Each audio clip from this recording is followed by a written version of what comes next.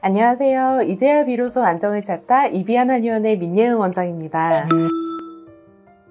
오늘은 오래된 구안화사 환자분들의 특수치료에 대해서 설명드리려고 하는데요. 많은 환자분들이 초기에 응급실이든 한의원이든 신경외과든 이런저런 치료를 하시다가 더 이상 방법이 없다는 이야기 들으시면 같은 치료만을 반복하시면서 기다리다가 포기하게 되시는 경우가 많더라고요. 스테로이드 스테로이드 처방 받으시고 항바이러스제도 복용해보고 또 한약도 복용해보고 침치료, 점침치료, 약침치료, 또 최근엔 하이드로다이섹션이라고 해서 신경과에서 신경분지에 주사액을 넣어서 공간을 확보하는 시술까지 시행되고 있는데요.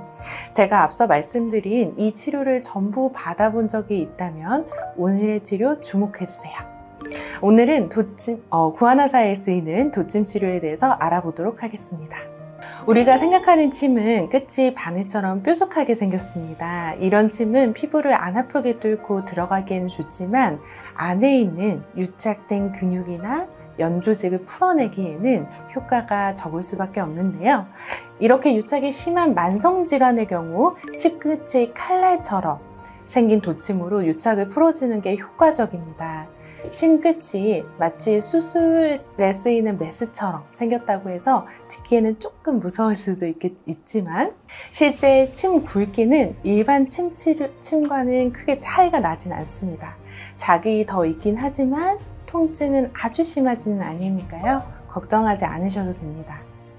안면신경마비는요, 두개골 안쪽과 바깥쪽의 전 범위에서 신경의 손상이 일어나게 되는데요. 두개골 안쪽에 가깝게, 즉 깊은 부위에 안면신경 손상이 일어날수록 증상도 심하게 나타나고 치료기간이 길어지고 후유증이 남겨지는 등 환자의 예후가 좋지 않습니다. 특히 활한 외치요법을 적용할 때에는 안면신경이 두개골을 빠져나오는 그 출구점에서부터 안면신경 자체와 또 안면신경에 영향을 주는 혈관들을 둘러싸고 있는 연조직의 순환을 회복시키는 것이 중요한데요. 그런데 만약 이러한 마비가 초기에 해결되지 않고 오랫동안 지속될 경우에는 얼굴의 근육이 너무 오랫동안 움직임이 없었고 또 주변 혈액순환이 원활하지 못한 채로 방치되었기 때문에 근육과 또 그 근육을 싸고 있는 근막들이 뻣뻣하게 굳어집니다. 이런 굳은 조직들이 다시 신경과 혈관을 압박하고 더욱 회복하기 어려운 환경을 만듭니다. 그래서 오래된 구안화사 환자분들의 경우는 이런 유착된 조직을 풀어주는 것이 먼저 일어나야 되고 한의학에서 유착된 조직을 풀어줄 수 있는 가장 효과적인 치료법이 바로 도침 치료입니다. 도침 치료에 부작용이 있을까요? 결론부터 말씀드리면 영구적으로 영향을 줄 수 있는 부작용은 거의 없는 정도라고 말씀드릴 수 있습니다.